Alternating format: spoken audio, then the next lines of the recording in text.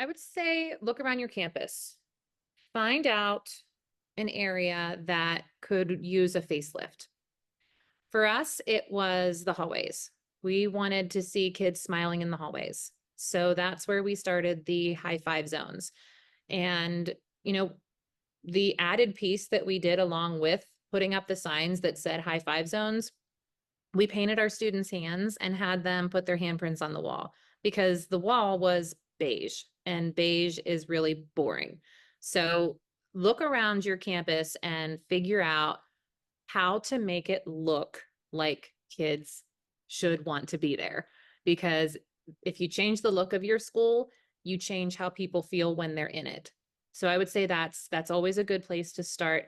But then just think small, you know, standing at your door and high-fiving your students on their way into the classroom really says a lot more than a teacher sitting at their desk as their kids are coming into the classroom.